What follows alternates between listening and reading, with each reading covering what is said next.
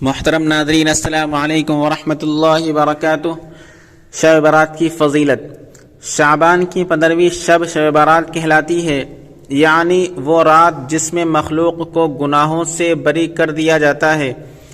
تقریباً 10 صحابہ کرام سے اس رات کے متعلق احادیث منقول ہے۔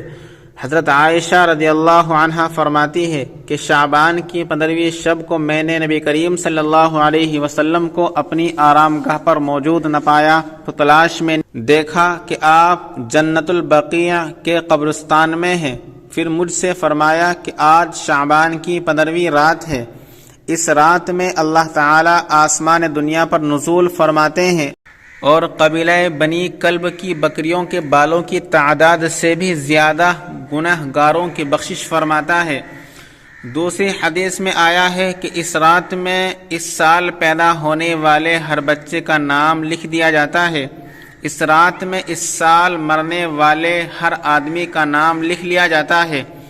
اس رات میں تمہارے اعمال اٹھائے جاتے ہیں اور تمہارا رزق اتارا جاتا ہے۔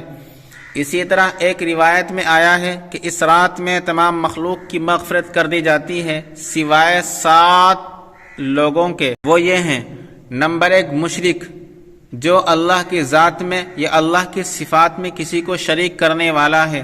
نمبر 2 والدین کا نافرمان۔ نمبر 3 کینہ پرور۔ نمبر 4 شرابی۔ نمبر 5 قاتل۔ نمبر 6 شلوار کو ٹخنوں سے نیچے لٹکانے والا۔ نمبر 7 چغل خور۔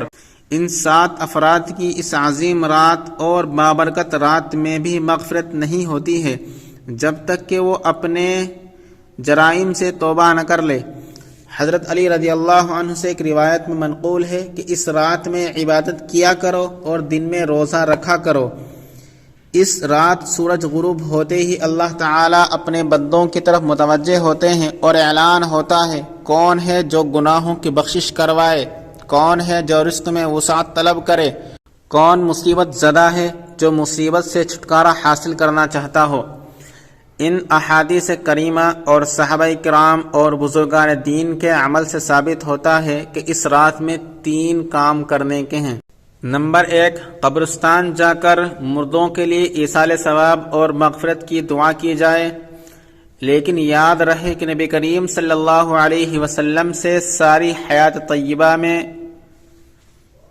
صرف 1 مرتبہ شب برات میں جنت البقیع میں جانا ثابت ہے۔ اس لیے اگر کوئی شخص زندگی میں 1 مرتبہ بھی اتباع سنت کی نیت سے چلا جائے تو اجر و ثواب کا باعث ہے، لیکن پھول پتیاں، چادر چڑھاوے اور چراغاں کا اہتمام کرنا اور ہر سال جانے کو لازم سمجھنا، اس کو شب برات کے ارکان میں داخل کرنا، یہ ٹھیک نہیں ہے۔ جو چیز نبی کریم صلی اللہ علیہ وسلم سے جس درجے میں ثابت ہے اس کو اسی درجے میں رکھنا چاہیے، اسی کا نام اتباع اور دین۔ نمبر 2 اس رات میں نوافل، تلاوت، ذکر اذکار کا اہتمام کرنا۔ اس بارے میں یہ واضح ہے کہ نفل ایک ایسی عبادت ہے جس میں تنہائی مطلوب ہے، یہ خلوت کی عبادت ہے۔ نمبر 3 دن میں روزہ رکھنا بھی مستحب ہے۔ ایک تو اس بارے میں حضرت علی رضی اللہ عنہ کی روایت ہے، اور دوسرا یہ کہ نبی کریم صلی اللہ علیہ وسلم ہر ماہ ایام 20 یعنی 13، 14، 15 کے روزوں کا اہتمام فرماتے تھے، لہٰذا اس نیت سے روزہ رکھا جائے تو موجب اجر و ثواب ہوگا۔ باقی اس رات میں پٹاخے بجانا، آتش بازی کرنا اور حلوے کی رسم کا اہتمام کرنا، یہ سب خرافات اور اسراف میں شامل ہے۔ شیطان ان فضولیات میں انسان کو مشغول کر کے اللہ تعالیٰ کی مغفرت اور عبادت سے محروم کر دینا چاہتا ہے، اور یہی شیطان کا اصل مقصد ہے۔ ویڈیو پسند آئے تو لائک کیجیے، شیئر کیجیے اور چینل کو سبسکرائب کر دیجیے۔